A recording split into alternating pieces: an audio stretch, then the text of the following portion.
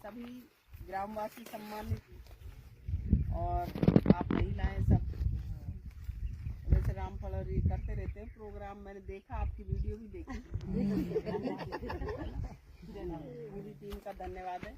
और आज आप आए हो, मैं इसीलिए बुलाया कि जो नरेगा चलाने वाला था, नरेगा चलाने वाली सोनिया गांधी और मनमोहन सिंह जी जो प्रधानमंत्री थे स्वर्गीय, उन्होंने इसलिए चलाई कि मेरे भारत देश के गांव में रहने वाला व्यक्ति हो, पहाड़ी पे रहने वाला व्यक्ति हो, फील्ड एरिया में रहने वाला व्यक्ति हो, वो व्यक्ति बाहर अपना घर, अपनी खेती, अपना गांव छोड़ के बाहर नहीं जाए और उसको अपने गांव में ही काम मिले।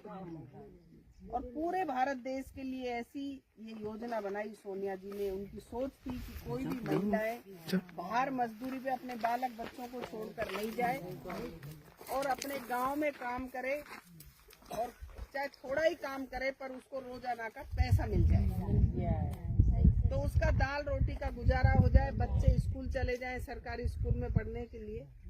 तो ये सोच के साथ ये नरेगा योजना चलाई थी। और अब बीजेपी की सरकार, उसने क्या कर दिया कि जब फसल की कटाई चलेगी, लावणी चलेगी, तो काम बंद रहेगा नरेगा का। नरेगा का काम बंद रहेगा तो अमीर लोगों के यहाँ लावणी करने के लिए थोड़े पैसे में ही उस गांव की महिला को, उस भाई को जाना पड़ेगा मजदूरी के, और पहली अपन मुंह मांगी रेट ले। तो वे कहता है सब नरेगा में चले गए, हमारे नहीं आ रहे मजदूरी करने।